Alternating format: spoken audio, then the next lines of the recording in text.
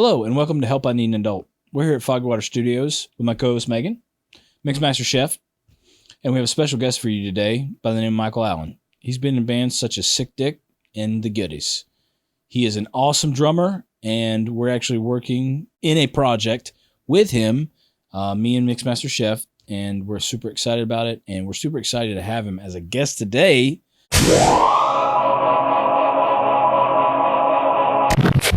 God, man, you've done so many things, Mike. Yeah. You know, like, I mean, when did you start? When did you realize that you were, I mean, we've talked about this before, but like, when did you realize you were like, music, I need to play music in one way, shape, or form? Well, so I was 6 years old, and I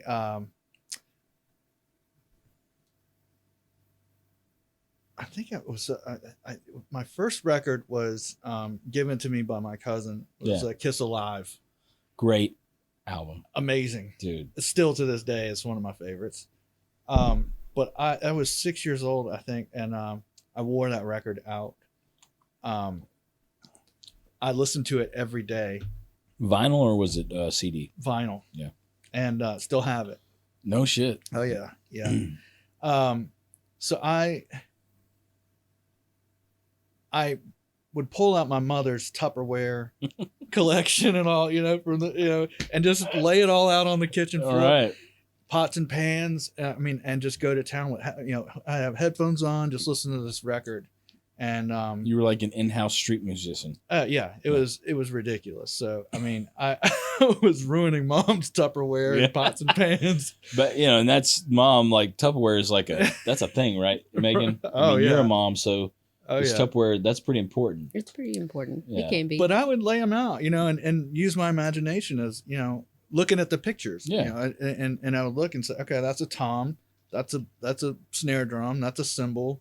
You're like looking at the Tupperware. You're like, okay, this could be a snare. Exactly. I would just imagine it. Kick drum. Yeah. And I'd play along with this record, and I mean, it was. It was. Your mom must have been extremely proud, but extremely wary. Well, they were very. Time. Yeah, I think they were very questionable. Like, what is this? He is obsessed with this. Yeah. I mean, he just. They're like, we're glad he's doing something, but you're like, you're destroying my Tupperware. Exactly. So, 6 years old, doing that. I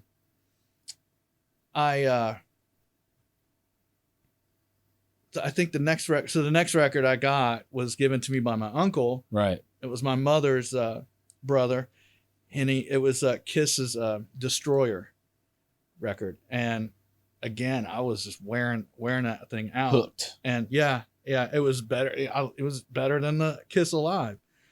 But same thing. I would come home every day, just playing along with it, use my imagination. And it got to a point where, they finally broke down. They got me like for Christmas. They got me like one of those little kind of fake, like the kid drum sets, right? Yeah, right. Yeah. And I smashed that thing to hell and pretty fast. Like breaking the cymbals and snapping the drumsticks. Yeah. They threw that thing out within a couple of days. It was ruined. So eventually they got me a real snare drum, just one snare drum to start with. So I ended up taking that, and I was so excited. I can't believe it. I ended up taking that, and I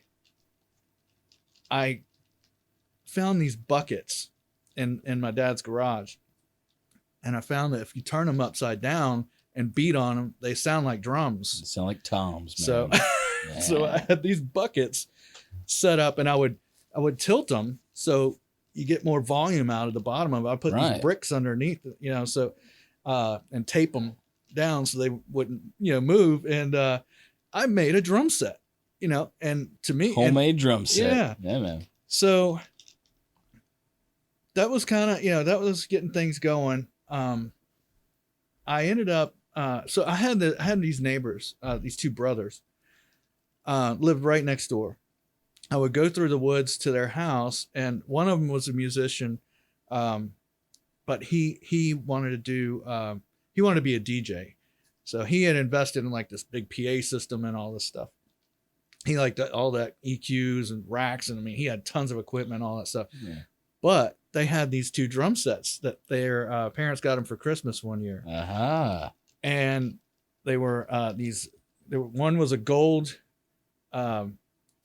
sparkle Ludwig. Ooh. And the other one was a blue sparkle Ludwig. They were twin brothers. And so anyway, but neither one of them really wanted to play the drums. Right. So I would go over there almost daily, and I would tap on the basement door, and I would listen to see, if he was in there, like listening. I could hear if he was listening to music or what he's doing. So I tap on the door, and he let me in, and I must have just drove him bananas because I was coming over there all the time to play those drums. Hey man, what are you doing? Hey man, what are you doing? Yeah, man. Yeah. I was that little kid, you know, and so eventually it got to a point. He was like, you know what? You want those drums? Why don't we'll just take them to your house and you just keep them at your house. Yep. So I had 2 drum sets. So I had a double bass Ludwig, 4 toms, 2 floor toms. Oh my gosh, man. All these cymbals. I had my Kiss Alive record and the Destroyer record. I was in heaven. I was in absolute heaven. So he helped me set all the stuff up. So now it's like I've got my own little studio going on. I'm like 7 years old.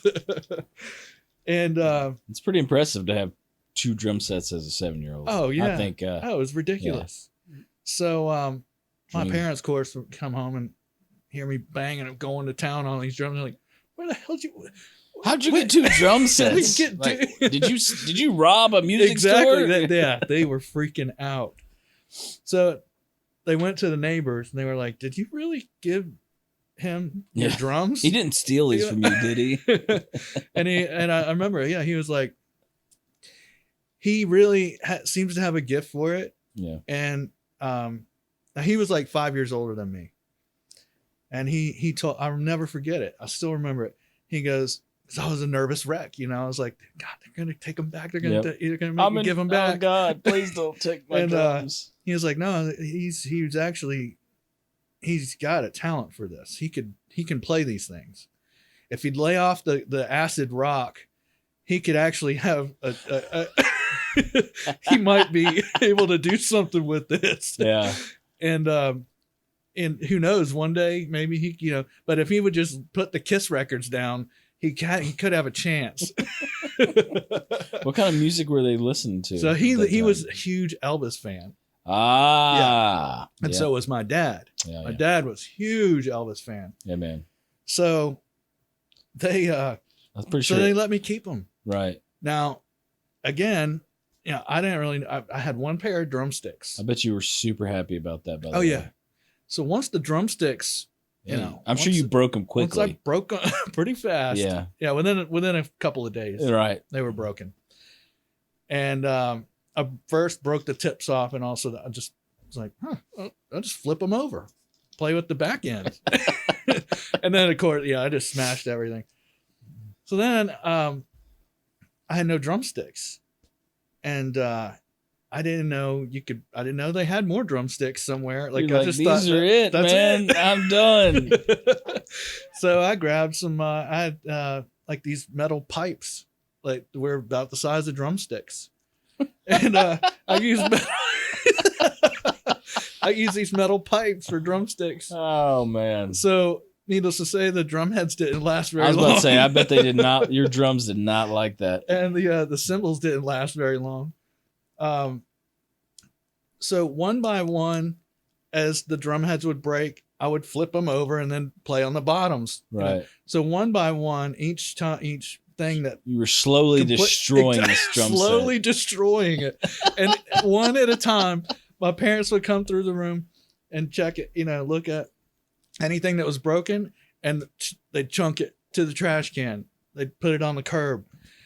We didn't know, and they didn't know. I definitely didn't know, but they didn't know you could just buy drum heads. They just threw the whole drum away. Yeah. Eventually that whole drum set was down by the fire hydrant at the street for the trash pickup. Free trash drum set. Yep. Man. Wouldn't it be crazy if you had that So- drum set today? Oh, Like yeah. your first real drum set. Oh, it was a dream. Yeah. I mean, I Plus, it just was wanted, a Ludwig. That's Oh, you can't That's a imagine pretty- what it would be worth. Yeah. oh man, Yeah. the gold sparkly Yeah. man. Those were 1970s. Yeah, man. Yikes. So, anyway, so eventually my parents got me my own, real kit. Yeah. And this is years later. I mean, I went through tons of buckets and Tupperware before that happened again. So, It's a good thing you had 2 drum sets. yeah. I'm guessing. Yeah. Plus buckets. Buckets are probably a little bit more durable than drum heads. I'm guessing, especially since you're using metal pipes. Only are user to replace, Yeah, right, just right. go to the garage and grab another bucket. Yeah. The thing was, we always had these buckets around because we had they were buckets that for the chlorine. We had a pool, Yeah. so my dad would have to get these bucket of chlorine like once a month. So there were new buckets in the garage every day. Just got a fresh supply coming in every month. Well, what was your first drum set that they bought you? Do you remember what it was? Tama, Nice. Swing Star, double bass, 4 toms, Ooh. floor tom, snare, Was it like a wood finish or? black. Oh yeah. It was nice. Nice. And it lasted a few years. Yeah. And I ended up selling it to a friend of mine years later. I think like $600 or something. And I was working at a drum store at the time. I think I was a freshman or a sophomore in high school. And working at this drum store. And so I got a discount there. Oh. And man. I bet you're happy So about that. my job was to go around with the little feather duster and dust the drums daily. Yeah. I loved it because I could tap on them. But see, at the time, you couldn't. It's different nowadays. You go to like Guitar Center and stuff.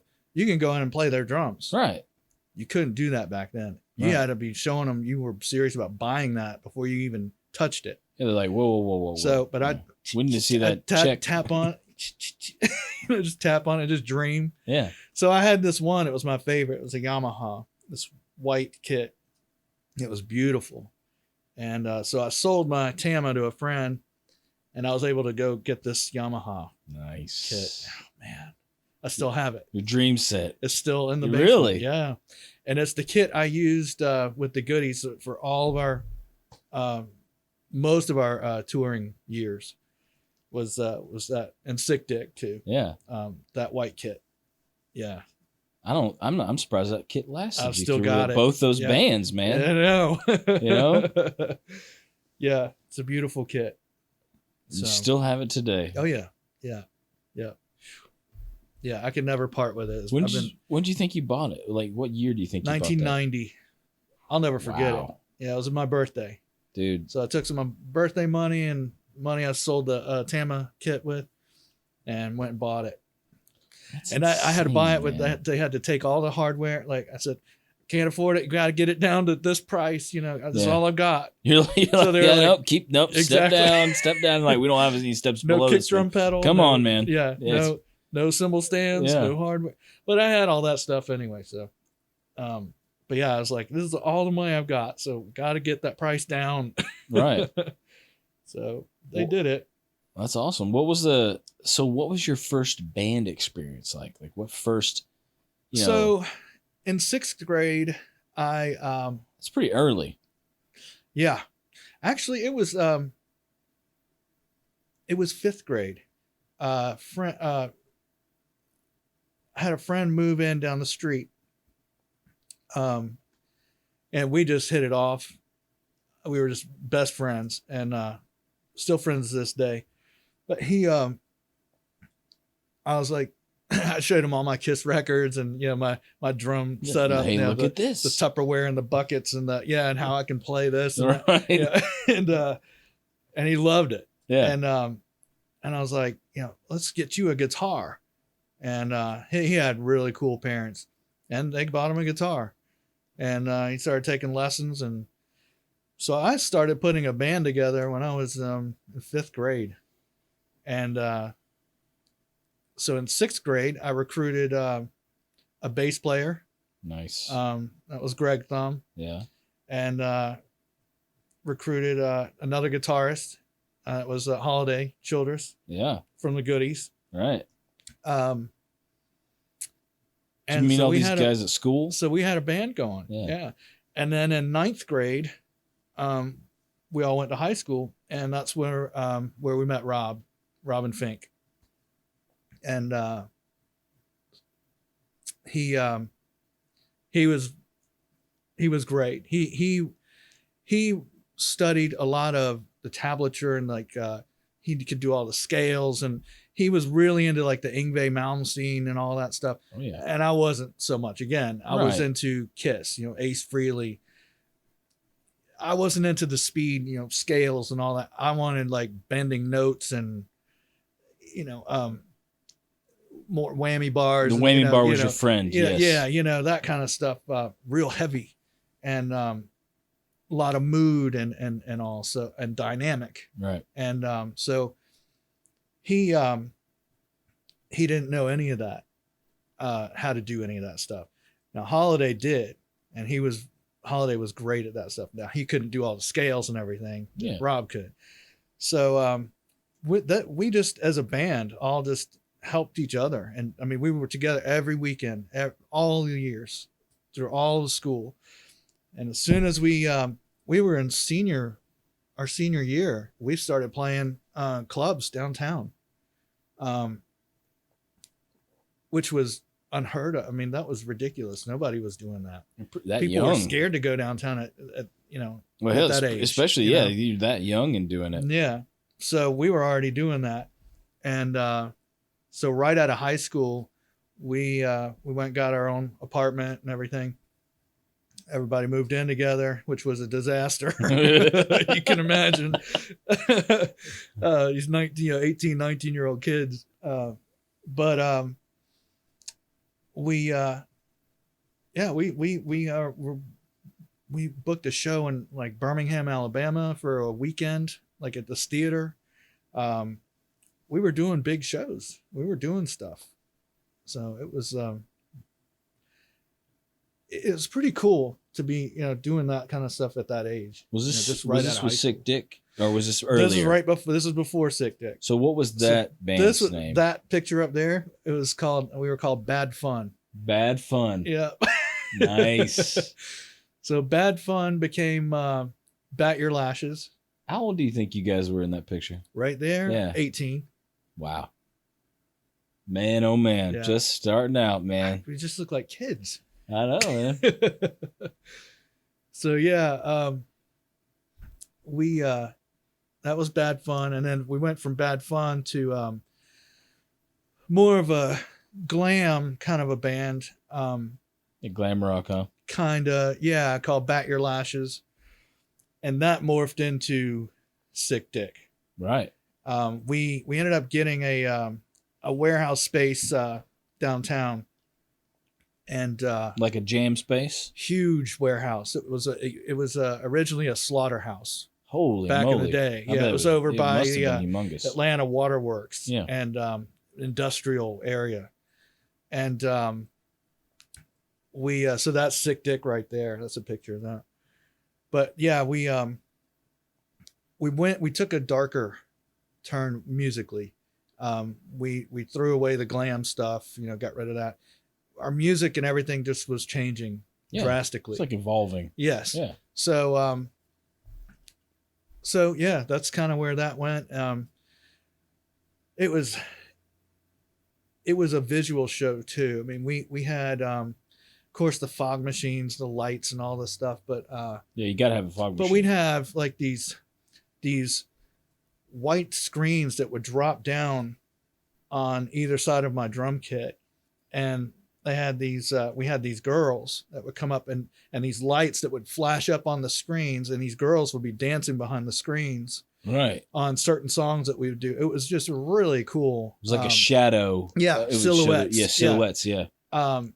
It was just really a cool show that we'd put on, and we did that for a few years, and eventually, I think everybody was kind of starting to write their own music. I realized I had no idea I could play piano. Never touched a piano, but we had one in the rehearsal space. And I just sat down one night. What the hell, right? And I was like, let me just wonder if I could play this thing. And I just started messing around, and I went and grabbed a little radio, and I was like, I want to make sure that it sounds as good as I think it does. I'm going to record this and listen back in the morning. Right. And I listened back to it, and I was like, holy crap, I can play this thing. It's not as bad. So I think with that, and everyone else was starting to experiment on their own too, and the writing was different for all of us. Right. And it wasn't sick dick stuff. So we all started kind of going our own ways. Me and Holiday was writing stuff now that was completely not like sick dick stuff. That was like uplifting. And so me and him really connected. We've always, it's like Alex Van Halen, Eddie Van Halen. We were Two peas in a pod. Yeah. We don't have to rehearse. We don't have to look at each other. I know what he's doing. He knows what I'm doing. It's magic. In music, you have those connections. It's like me and Matt, you know, we can kind of like just glance at each other. Exactly. It's not a rehearsed thing. Right. It's just, it is. It is. It's just it's like a metaphysical connection. We were very lucky with that. Yeah. And so I was totally excited because we'd do these shows, you know, with Sick Dick and all, and we'd have big audiences come out. But I'm not back there playing my heart out, and nobody's moving, nobody's dancing, nobody's. It's just not fun. Just standing still. And and I'm just watching these people just stand. Yeah. And I'm like, well, we got the dancers, we got all the stuff going on, but nobody's moving. Like it's not moving anyone. Right. So I was completely excited when Holiday started writing the stuff he was writing, because to me and we started listening to like big band, Claude Bowling, stuff that made you feel good. Wouldn't make you stuff dance. That made you want to dance. Yeah. Exactly. It made me feel alive. Right. And me and Holiday were talking. We were talking, and I said, I want an audience to feel like I feel when I listen to that. Right. Let's do that. Whatever that is, let's get there. Exactly. And so that's what we did. The writing completely changed. It was something that we felt like at the time wasn't going to work for all the members of Sick Dick. We were going to have to look somewhere else for the right players for this new adventure, this new band. And so our bass player had been giving lessons to one of our biggest fans, Patrick Kelly. Yeah. And Patrick, he was just like a little kid that would come around, and but he was good enough. He could play on the bass. So one day we were over at Patrick's house, and he had just bought Sting's 10 Sumner's Tales, the video. Yeah. And it was like showing them in the studio and behind the scenes type action. Yeah, it was amazing. And what a great record anyway. But it completely set a fire to us. Like we had to go play right now. It inspired us so bad and so much. It was so strong. We had to go play right now. So we left Patrick's and we went to our rehearsal space, and we knew the other band members were probably around. But we didn't care. We went in, we wanted to play, and we went in and we just started playing. Yeah. And coming up with this music for the goodies. And the other guys were outside the rehearsal room, and we're like, what's going on? And they loved it. They said, what are you guys doing? It's great. Yeah. And but It's exciting. so yeah, it was it really that Sting's 10 Summoner's Tales video, just that's what started it for us. It kickstarted It really the goodness. set us on fire. Yeah. And we got busy real fast and writing music, and we started booking shows. We were playing weekly. We were playing places in Buckhead. At the time, you'd have tons of people just all through the streets, partying, and so we had we had gigs weekly, and we were hitting it hard. And then we started playing up in like Asheville, North Carolina, and we started doing very well up there. Yeah. And we slowly just started working your way up north. Working our way where, we were touring the whole East Coast as far north as we'd go to New York, and as far west as New Orleans. It's pretty crazy, man. That's a lot of states. It is, yeah. A lot of traveling, a lot of driving. A lot of traveling. And it was us three. It was just us three. I can't believe that. All packed in a pickup truck. Yeah, pickup truck, huh? Yeah, covered pickup truck. And we'd have our stuff in the back, and man, we were on the road. We did that for almost 20 years. Wow. Just on the road. That is a long time. Yeah, it was a lot of fun. What was your favorite? Did you have a favorite place that you just, when you went there, you were like, we're going to have a great crowd? Obviously, like, probably in Georgia, that's probably where you would have your, main crowds because they were there. Oh, yeah. But like, was there a place out of Georgia that you, like, when you went to, you were like, we know that this is going to be a great show. It's always going to be awesome.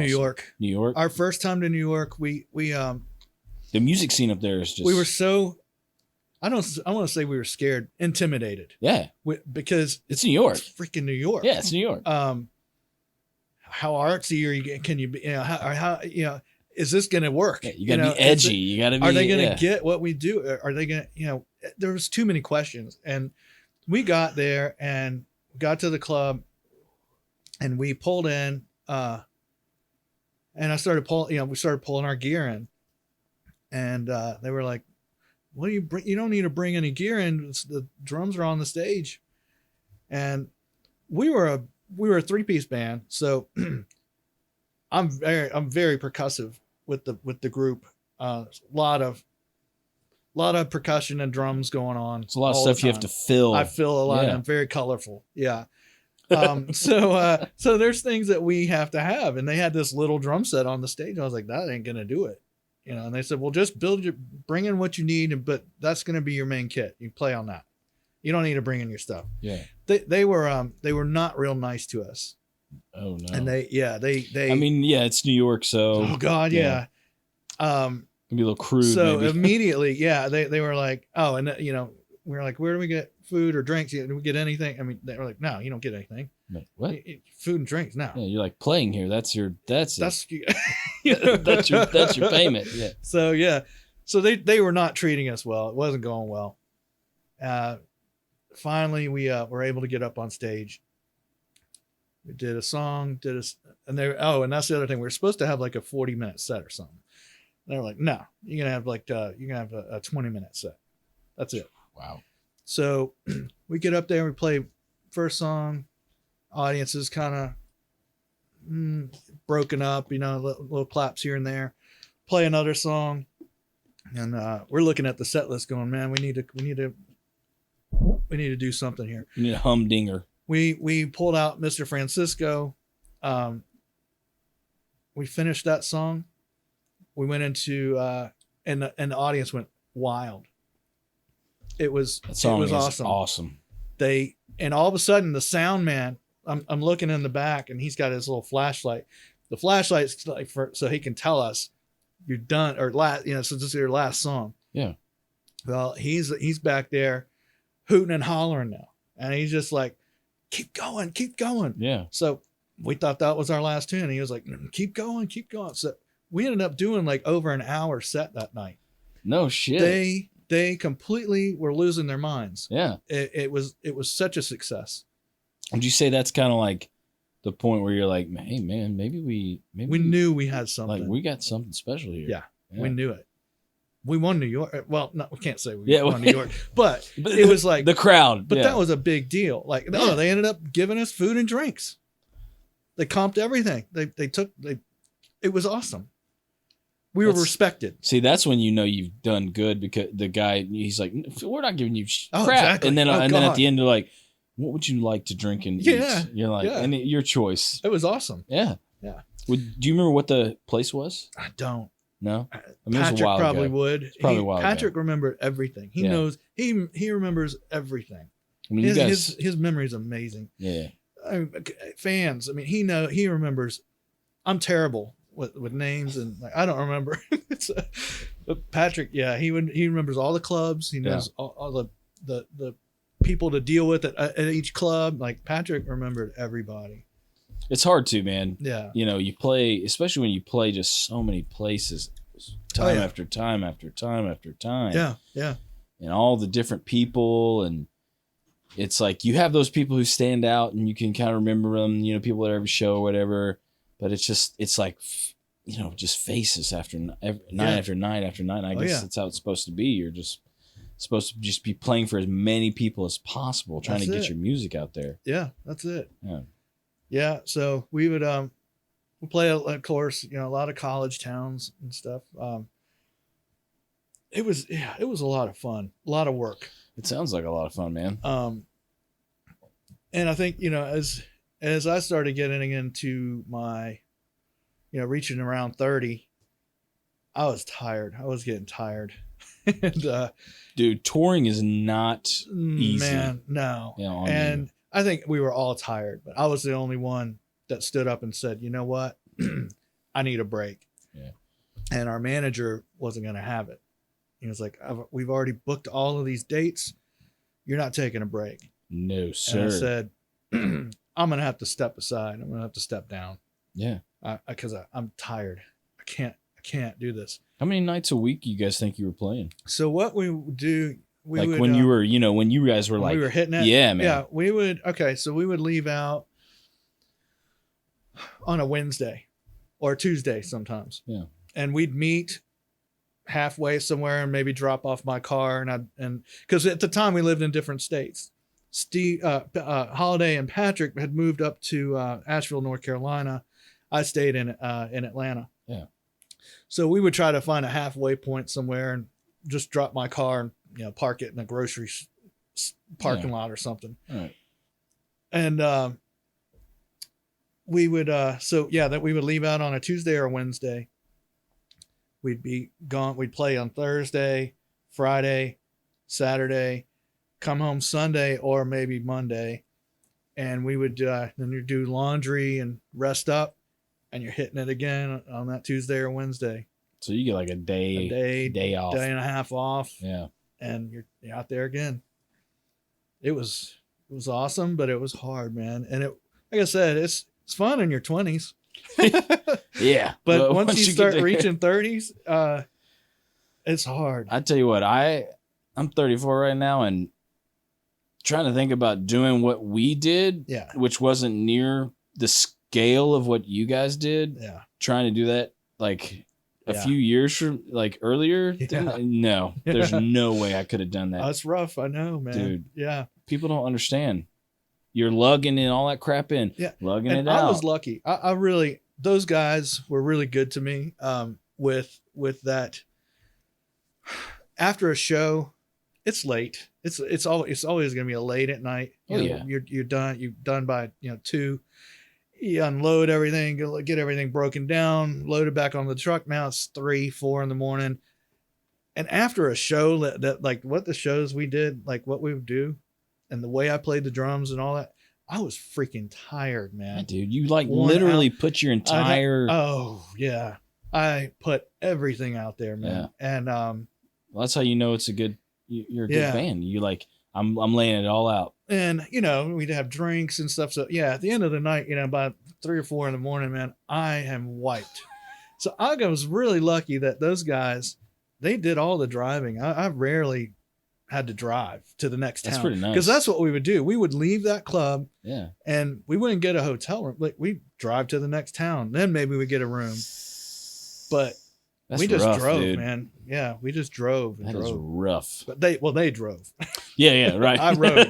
Well, I mean, if you really think about it, the drumming is like the most physical. It's got to be. Oh God, there's no and they question. were too. But geez, yeah, I was really pushing Well, your arms are constantly your legs and everything, and you're just, you know what I mean. Oh yeah. It's like I play bass, but literally, I'm probably a little bit more active than most bass players because I like to run around like a crazy person. Oh yeah, yeah. But again, that was back in my 20s. Exactly. Yeah. I don't think I could do that. I'd probably, my knee would probably give out. Right. When I'm running around, and I'd probably fall down and kill myself. Yeah. But yeah, that's pretty cool that they did that. Yeah. Yeah. So that was always really cool of them, man.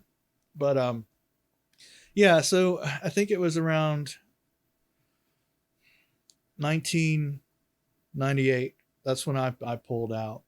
I was tired, man. I couldn't do it anymore. So they kept going. They got another drummer. How long did they go on? I think maybe another year or two, and it slowly. I mean, it was winding down because no one's gonna have. They were worn older, out too, and man. plus, he was probably good, but they didn't have that connection. No, you know what I mean? No, exactly. When you have that connection. And the fans always said that too. Where's Mike at? Like when I came back, because we got back together years later. Yeah. So 1998, I had written all of this music, and it wasn't goody stuff. It was like soundtrack kind of stuff. And so I focused on putting out my own CD, my own record. And I did that. And then I moved to Los Angeles for about a year. And I did a lot of writing out there. Right. And keep going, Mike. I'm going to take a break. Yeah. Played with bands and stuff like that out there. And then I ended up moving back to Atlanta and got back together with the Goodies. We decided to do like a reunion show. And when was that? That was 2001 maybe. And we started writing again, and we were all just had like a new inspiration. And I thought it would be a good idea because it was funny. We were going and playing these shows, and we still had the same audience. All the same people were showing up. It was amazing. I'd see the same faces that I saw, back when we used to play these shows. There's just that connection between you and the fans, It was even though amazing. you've evolved to. Yeah, and they were still showing up. Yeah. So, and now they're bringing their kids, and it was amazing. Yeah, it was really. That's a something special else. type of loyalty. You know, it's. So I was like, you know what? We're writing this new material. This stuff is really good. We need a new record. So we decided we'd put out an EP. We'd do like a 6-song record. And then we do like a full length later on, but just to get something out for right now, we'll just focus on these 6. And so we did them, and they sold so quickly. I think we got a second batch, and then the next time those were out, we were already working on another record, or doing a full length, and that's when we did a double live record. And there was a lot of studio tracks on that as well. So yeah, it was amazing though to have see the same faces that we saw years ago, and now they're bringing their kids and stuff. That was really cool. So yeah, that was a great band, and we still play a couple times a year. You guys play in North Carolina a couple times a year. Usually it's in Asheville. We play Atlanta here and there, but we still have such an incredible draw in Asheville. It's that's really special when we play there. So we'll do like outdoor festivals and stuff like that. Big stage stuff. It's a lot of fun. It's a great state to do festivals and stuff in. North Carolina, Tennessee. Those states are I mean, they have festivals going on all the time. Yeah. Can't count how many times we played. How many festivals have you probably been to when we were playing, Megan? We went to Tennessee and we went to North Carolina, or you guys went to North Carolina a couple times. And you had a better draw in North Carolina, didn't you? Which was We weird. did, which was really weird. Is that the case with you guys too? Like almost out of state, sometimes you would have more people. Yeah, and you know what? It's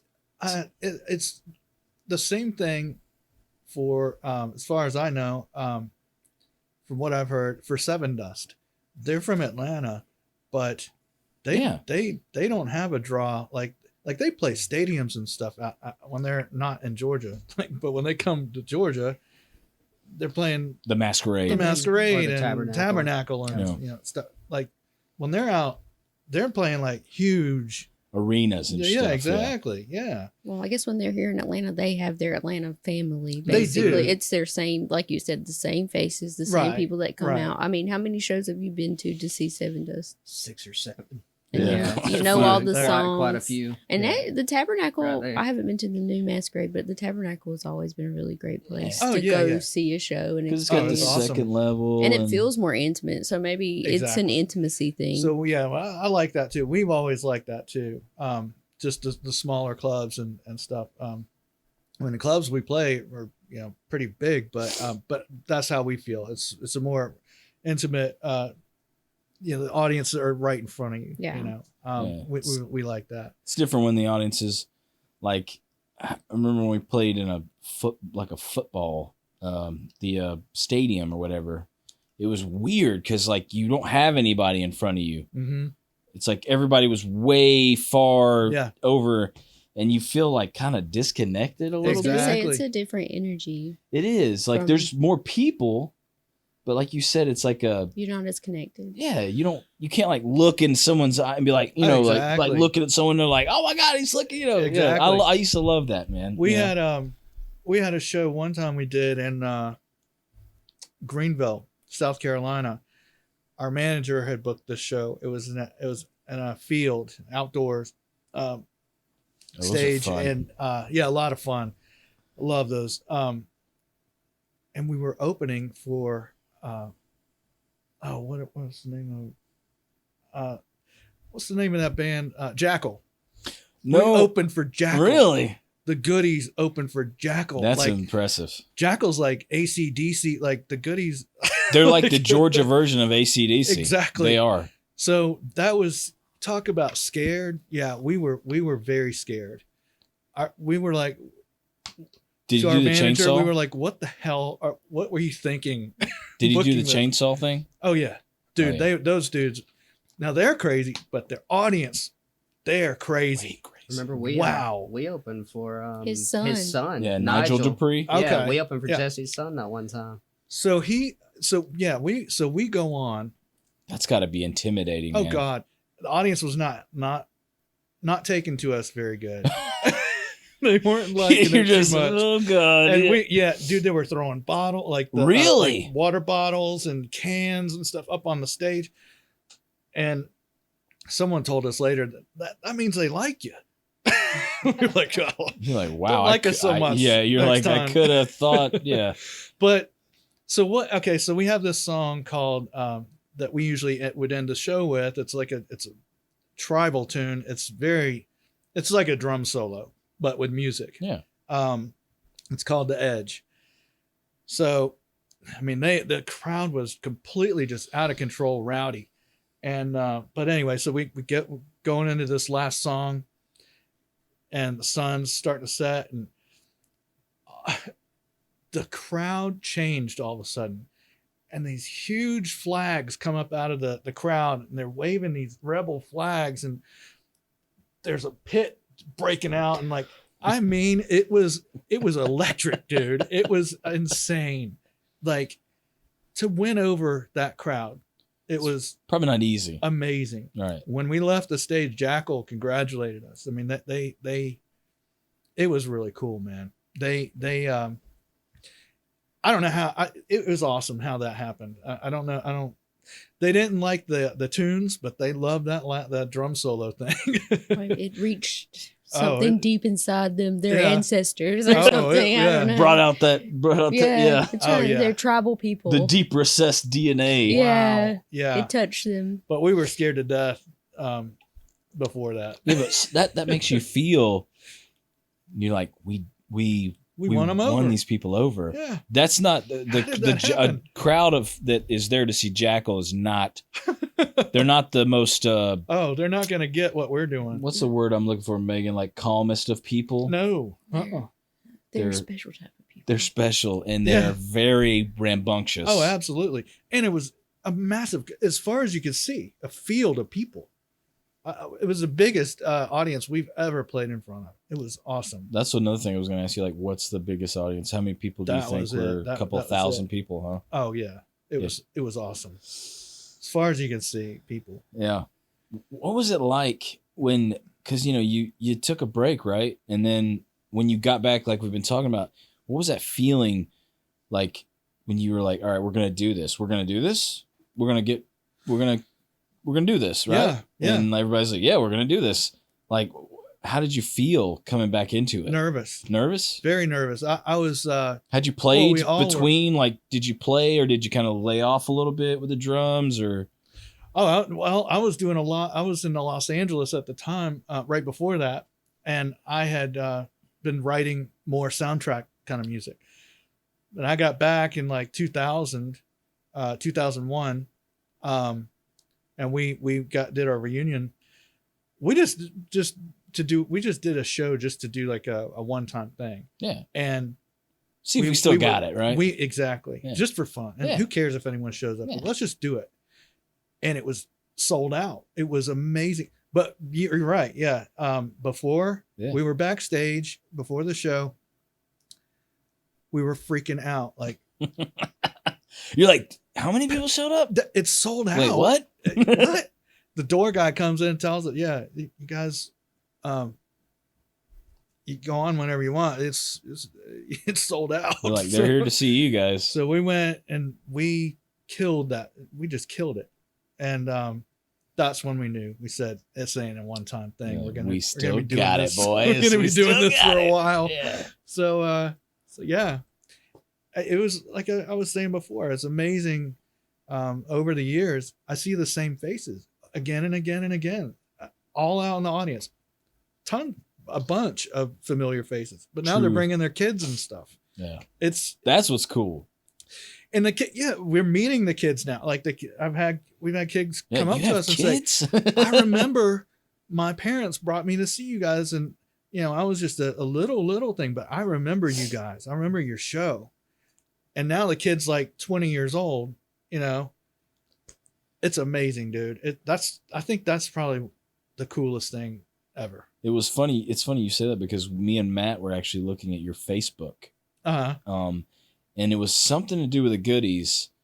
And someone actually said, I remember watching you guys as a kid, like coming to your shows as a kid. Yeah.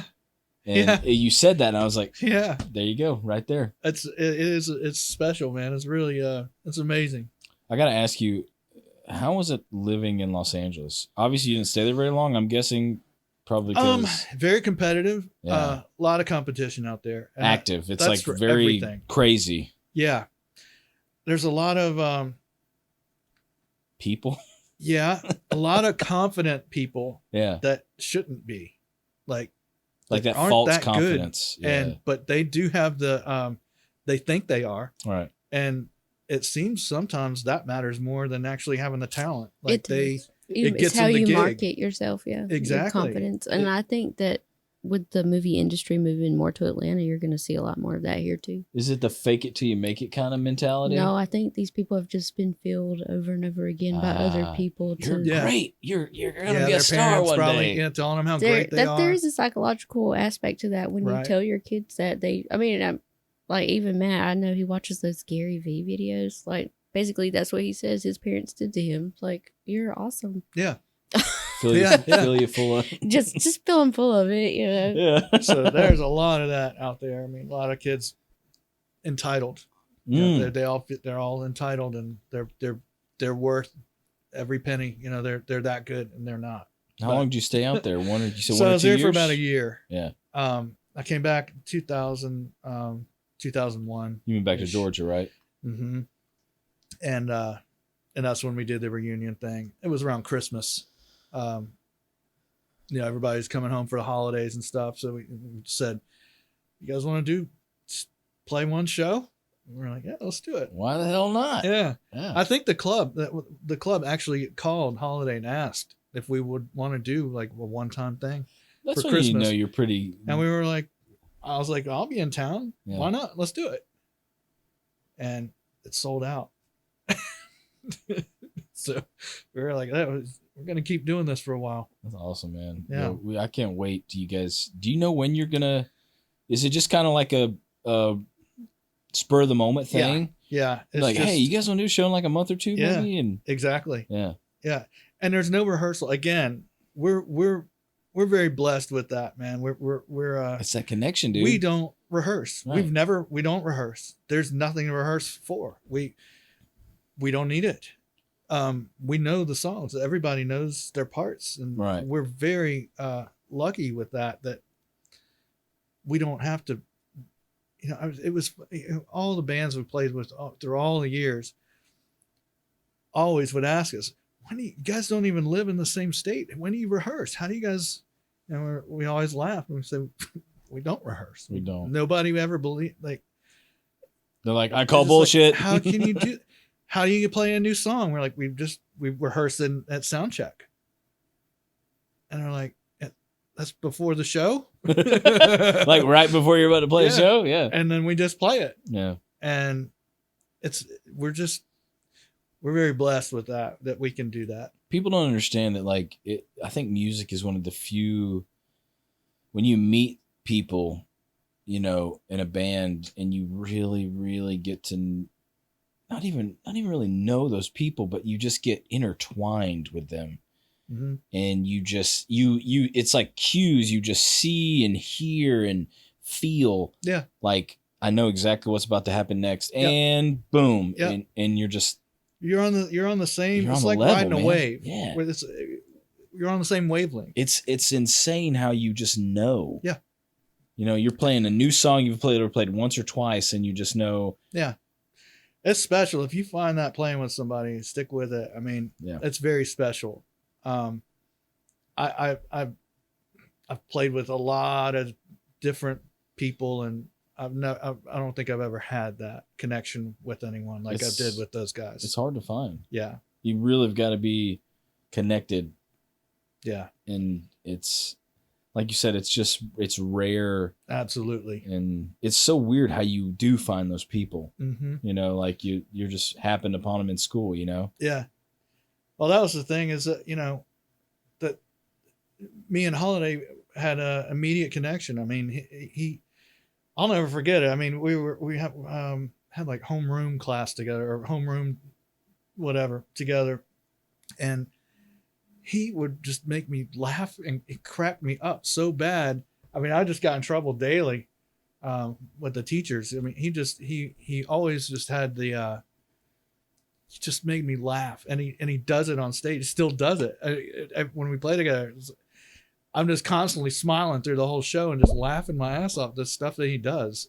So it's just we had a connection, immediately. Yeah, you guys are showmans for sure. Yeah. Like just listening to the music, Yeah. me listening to CDs and stuff.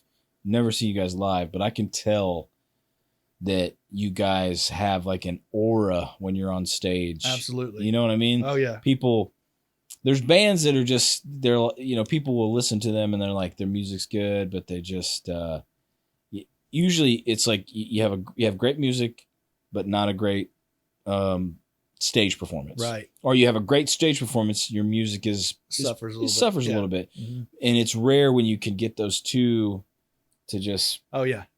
together, Yep. Yep. And when you do, it's really special. But it is, man. You guys, it's like every song feels like it's a performance or some kind of, Absolutely. Absolutely. and like reading through some of the lyrics, man, like your the singers stories just, are amazing.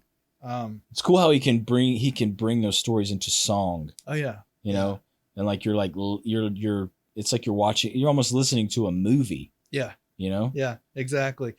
That's one thing. The one regret, and I think we probably all have the same regret, is that we could never do the videos to some of the songs that we wanted to. Like music videos? Mhm. Yeah. We never had. I mean, we had, because we had them all in our minds. I mean, we all were in agreement how the videos were going to go, how they look. You know, is it in black and white? Is it this? Is it that? And just what does the characters look like? And that we all had the same ideas, but we just could never Get into fruition. We didn't know anyone that could do that, you know, to film and Right. you know. So I think that was that. If there were any regrets, that's definitely one. Yeah. Yeah. Would you do it now if you had a chance? Just like as a reunion type deal to make a music video? I would love to. That'd be sweet to see. Yeah, I would love to. Those guys are so busy now with their daily jobs and their families and stuff that, I mean, that's another reason why we don't play as often anymore. You know? Everybody's got their other stuff going on. So Well, your singer, he's got the I think it was a hair grooming barbershop, yeah. right? Mm-hmm. Mm-hmm. Yep. Some of the stuff we were seeing. Again, he's very successful with that. So that's awesome. And Patrick, he's doing all his own music, and he'll play with other bands and stuff. Like a fill-in type thing. He stays busy, just playing. So, but he's got a family now too. So those guys are pretty busy. You know? Yeah, man. Yeah.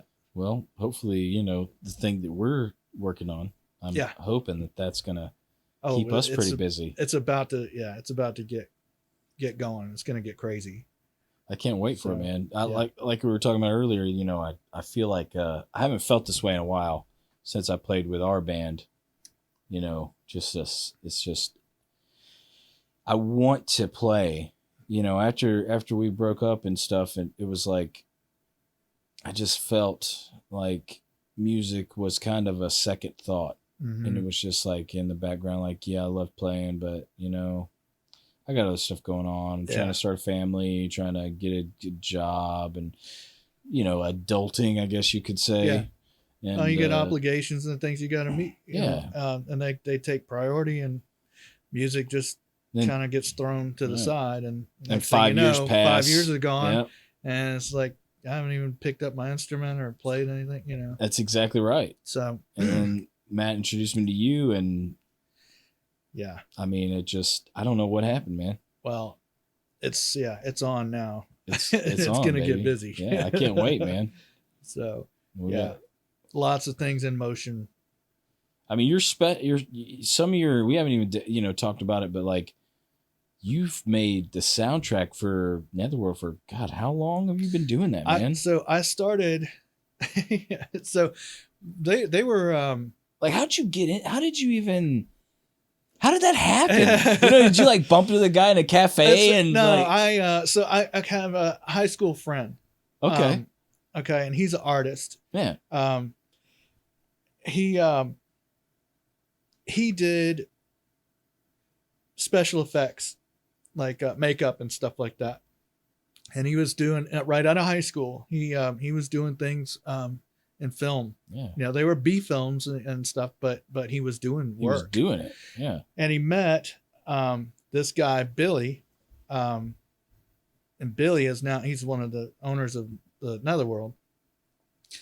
And this is back in the 90s. And they met on a set at a movie. And then Billy got involved with the Netherworld, and would have Paul come in to do makeup for the actors. And then Paul would have me come in because I love horror stuff. And me and Paul were just really good friends. And he'd have me come in. We'd actually set up the haunted house each year. We'd set up like the rooms and paint, and you know, we'd create the sets and all that. You know, I just got such a kick out of it. I love doing that stuff. Yeah, you're a horror movie, horror buff for sure. Exactly. That's for sure. So I met Billy through Paul, and you know, years later, Netherworld is growing and growing and growing, and they do a soundtrack. Right. And they chose a band called the Changelings, And this was back in like 95 maybe. And it was okay. It was different. But I remember I went to work at the haunted house one year for like a couple of weeks or something. I just wanted to experience it. Yeah, do like a character or something. See what it's like. Yeah. So I was an actor and got a kick out of that. That was a lot of fun. Yeah, I remember you telling us about the Sparky. sparks and stuff. Yeah. I mean, you sound like you're having a blast, Oh, man. gosh. So much fun. It's kind of cool to just let loose like that, you know? Absolutely. So while I was working there, I'm there pulling, I'm doing like a 6-hour shift or whatever it was. So I'm listening to the soundtrack of this band, the Changelings, for 6 hours a night, and I'm like night after night after night. And I'm like, man, I could do so much more, I think, than I think I could do more for these guys and what they need than what this record is doing for what I'm experiencing here. So I came to Billy and I told him that. I said, I like the soundtrack. It's good. But I think I got some ideas that would really make the atmosphere go. And he gave me the go ahead. He said, well, go write some stuff. Show me what you got, man. Yeah, and then let me hear it, and I can give it to the other guys, and we'll listen and see what we want to do. They loved it. I brought back some stuff. Like 3 songs.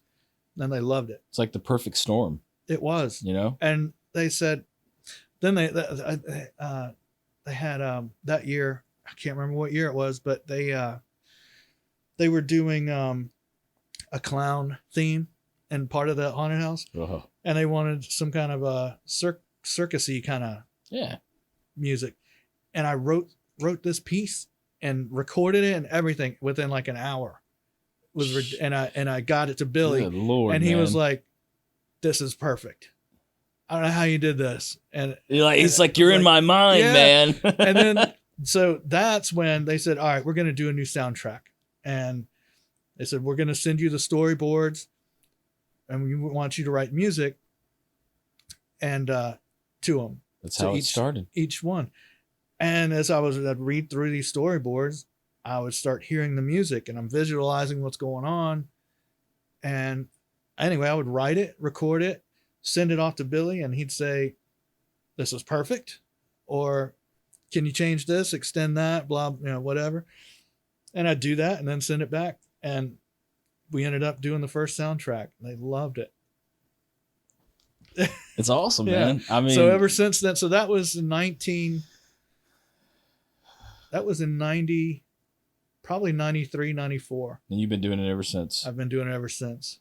I mean, it is the biggest. Yeah. Oh, it is the biggest haunted house. I mean, people come from other states. I know. Out of state, people come in. It's not like every year. It's not like Aunt Carol's haunted house that she has in her, basement, and like the kids from around the block come. No. This is a big, big, big deal. I mean, I've been there quite a few years, and the line just to get in the damn haunted house is like, wraps around the building. You're waiting like 40 minutes to get into it. At least, yeah. It's insane. Yeah.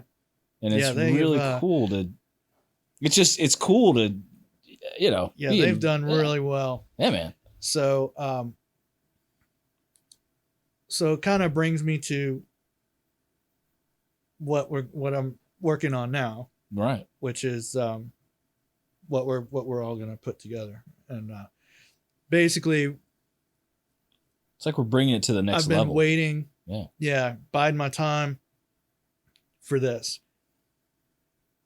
where we're going to have a group that can perform the Netherworld music live, which, all of the music, all the soundtrack stuff I've done for them is in the studio. I mean, it's just been me. Sometimes I might have a guitarist or somebody come in and do something. It is crazy, by the way, that you do all that stuff in your thank you house. You know what I mean? Yeah. You listen to some of those things like, how the hell did he make this noise? What is that? you know? Yeah. On a keyboard. Yeah, And make it literally sound on a like keyboard guitars. and his Right. drums, and then like maybe he'll come and get a guitarist then. Right. So So it's going to be a lot of fun to put together a group of guys that can pull all that off it's gonna be hella fun. live, and it's going to be a huge production, big performance. Yeah, lots going on.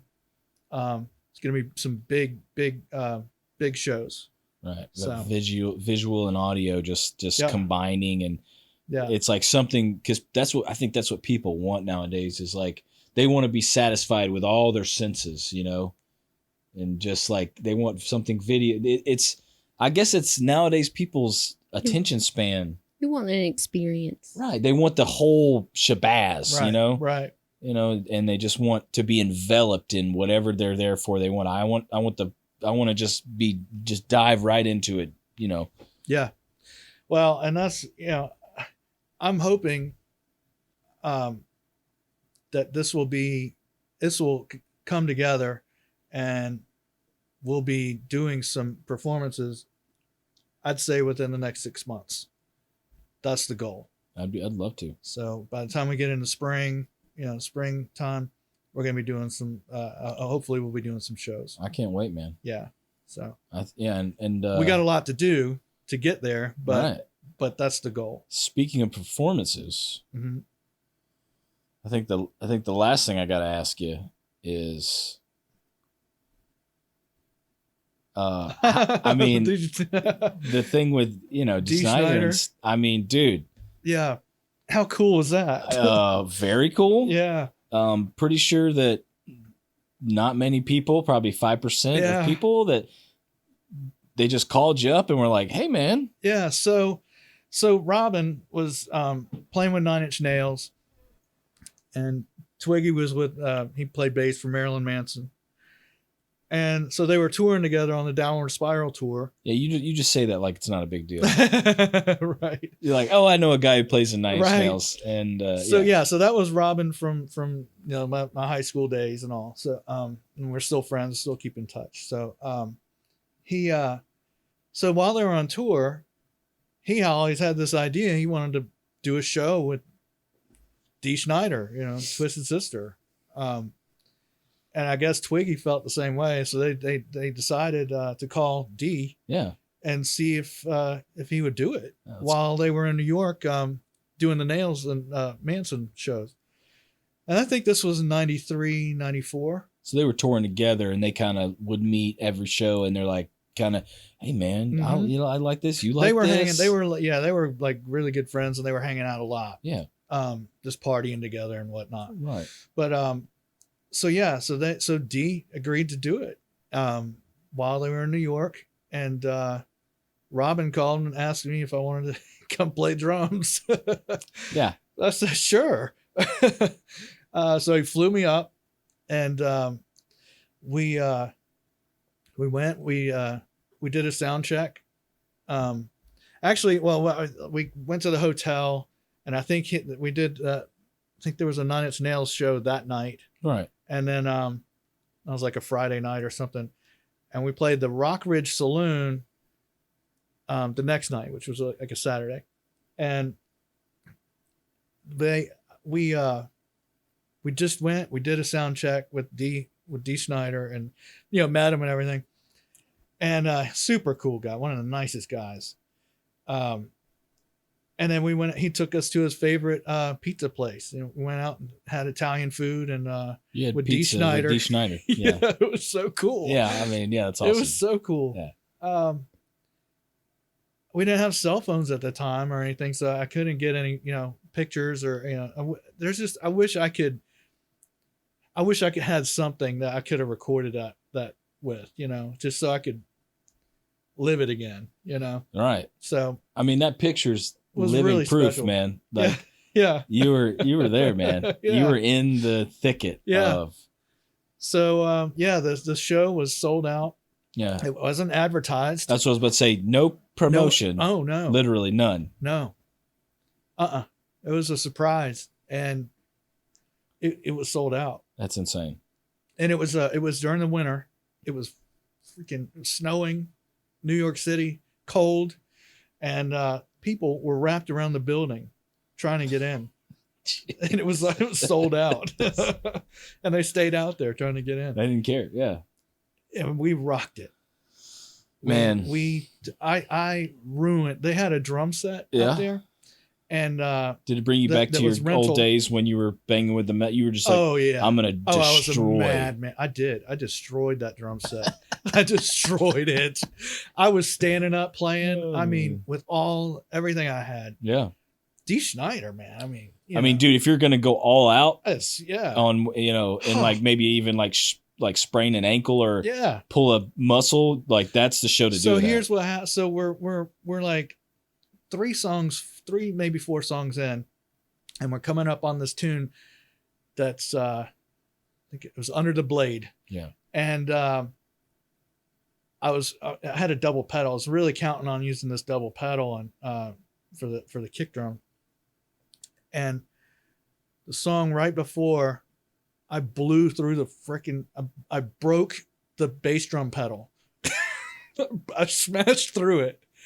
And so we're like, they're waiting for me to figure out like, what am I going to do? Right. How are we going to play this? They're like, what do you They gonna don't know do? what happened. Yeah. And we don't know how you destroyed this. Yeah. And so D's like, what's going on back there? And I'm like, the pedal broke, broke the thing. And so he had his drum tech there. Yeah. They're good buddies. They hang out. And so his drum tech, thank God, he came over. And this dude this guy was magical. It's like a drum genius. I don't know genius. how he fixed this pedal, but we had to play because the people are starting to get antsy, rowdy now. Oh yeah. And D's looking at me. Everybody's looking at me like, come on, do something. And I was like, fuck, all right, I'm going to play the kick drum parts on the floor tom. I don't know how I did this. I pulled this out. I even D. Snider couldn't believe that I did this. I played that song and nobody would have known that there was no, and the dude is between my legs the whole time, like working on my pedal. So by the end of the song, I mean, it was amazing. That's hilarious. So he ended up fixing that pedal. I don't know how he did that. He must have had a toolbox of parts, and I don't know what he was doing down there. I couldn't see. Hey man, I mean, you're trying to play. Yeah, you're like, I'm busy playing a song. Oh man, thank God he was there. Yeah. So that was a highlight of the show. Right.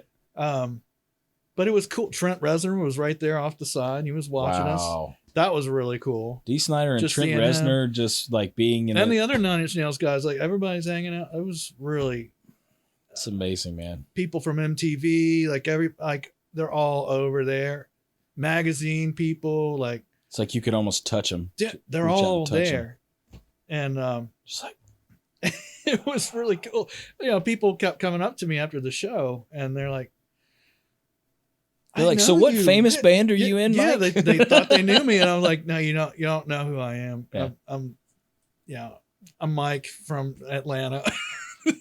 Mike from Atlanta, but, right? They didn't believe me. They're like, no, who? But you're with. Who are you with? Yeah, they're like, I know you. I play in a band called the Goodies back in Atlanta. Right. They're like, we know you though, right? Like, but stop messing around. They're like, seriously, what band are you in? Yeah. They went everyone just assumed I'm some big drummer.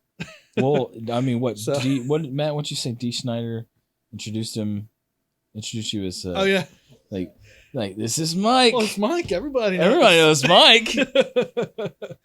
So I want to put the video. I have a video of it. Yeah. Of that show, and I want to. Put it up. Oh, we'll put absolutely. I want to put it up. If you're cool with that, it'll be. We'll start playing it like awesome. You know what I mean? All right. And people will be looking at it, and obviously, in all, I mean, I've got it all pulled up on the computer. Dude. I've already transferred it. It was because unfortunately it was recorded on a back in the day. It was like 1993. It's on a VHS tape. So, probably not the best quality. Not the best quality, but it's. But who the cares? Sound was actually very good. you can hear everything. Right. All the drums, bass, guitar, the vocals. You can hear in the audience. I mean, you can hear all of it. So It's amazing, man. yeah, it's cool. So Right. we'll have to load it. Dude, Load it yeah. up. It'll be sweet, man. Yeah. And dude, I can't it's so cool to hear you tell your story, man. Well, thanks, man. And I want to thank you for coming by. Yeah. And we're gonna have some fun today, man. Afterwards, Awesome. we still got more fun to come, right? Oh yeah. And so yeah, I guess we're gonna exit and Gonna lay some tracks down. And Awesome. have Get some this fun. new, get and this new Thanks for having me, man. Get we this new appreciate project you coming, rolling. man. Yeah. Guys, this is Mike, and thank you guys for listening. Help I Need an Adult. As always, we're at Foggy Water Studios with my co-host Megan, Mixmaster Chef, and we hope you guys have a great day, night, whenever you're listening or watching this. See you later. Cool. Yeah, man, that was awesome, Mike. Awesome.